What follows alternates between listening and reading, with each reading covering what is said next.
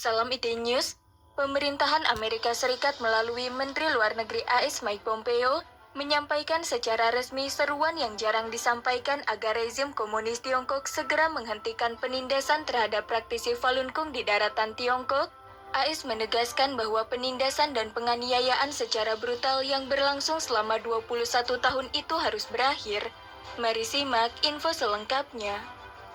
Amerika Serikat menyerukan kepada Partai Komunis Tiongkok untuk segera mengakhiri penindasan dan penganiayaan kejam terhadap latihan spiritual Falun Gong. 21 tahun penganiayaan terhadap praktisi Falun Gong terlalu lama dan harus berakhir, kata Menteri Luar Negeri Amerika Serikat Mike Pompeo dalam sebuah pernyataan yang langka disampaikan oleh pejabat tinggi pemerintahan AS tentang penindasan. Bukti luas menunjukkan pemerintah Republik Rakyat Tiongkok terus menekan dan menindas komunitas ini sampai pada hari ini, termasuk laporan penyiksaan terhadap praktisi Falun Gong dan penahanan ribuan.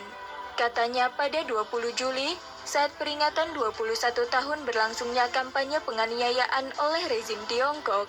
Pompeo juga menuntut agar rezim Tiongkok melepaskan pengikut Falun Gong yang dipenjara dan menjelaskan keberadaan praktisi Falun Gong yang hilang. Komentar Pompeo bersamaan pernyataan sekitar 30 anggota parlemen dan pejabat AS tentang solidaritas dengan praktisi Falun Gong pada peringatan tersebut. Ratusan anggota parlemen di seluruh dunia juga mengutuk penindasan brutal rezim Tiongkok. Duta Besar AS untuk Kebebasan Beragama Internasional, Sam Brownback mengatakan bahwa dia berbicara dengan perwakilan Falun Gong pada 20 Juli tentang penganiayaan yang sedang berlangsung di Tiongkok. Saya terinspirasi oleh ketekunan praktisi Falun Gong, sementara di bawah ancaman dari tekanan pemerintah Republik Rakyat Tiongkok untuk melepaskan keyakinan mereka.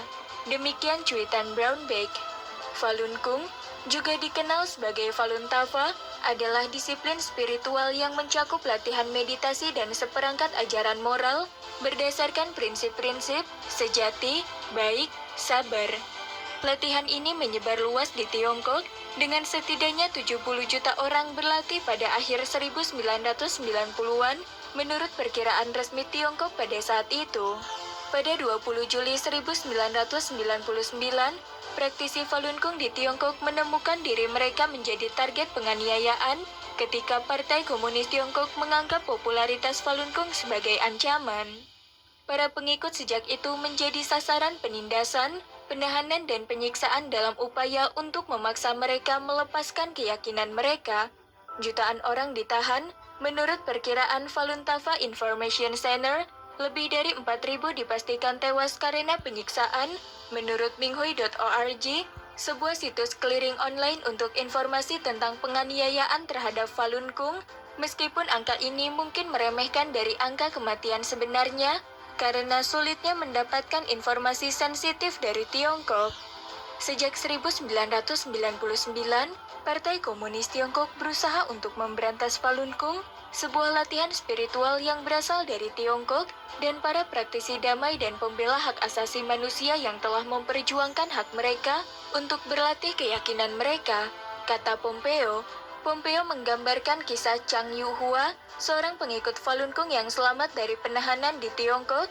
Pompeo menyambutnya tahun lalu di Ministerial to Advance Religious Freedom di Washington yang diselenggarakan oleh Kementerian Luar Negeri AS.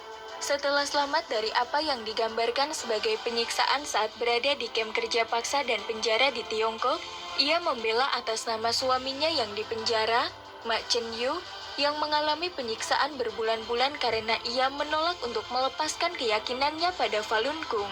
Katanya, Chang berulang kali dipenjara dan mengalami penyiksaan di Tiongkok selama 7,5 tahun sebelum melarikan diri ke Amerika Serikat pada 2015.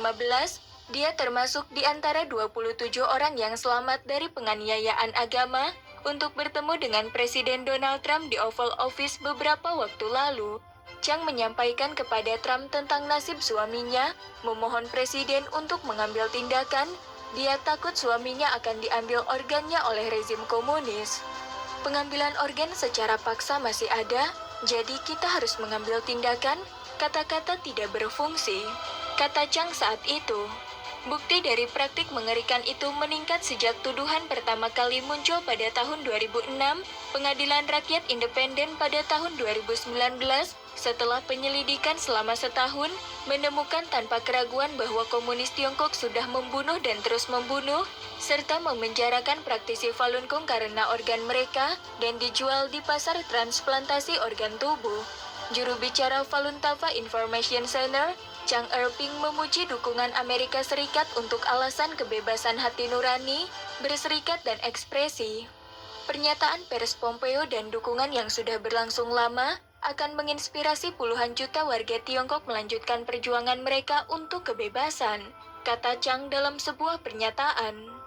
Kami menyerukan kepada masyarakat internasional untuk mengikuti jejak Amerika dan membantu mengakhiri penganiayaan yang mengerikan selama 2 dekade terhadap Falun Gong di Tiongkok.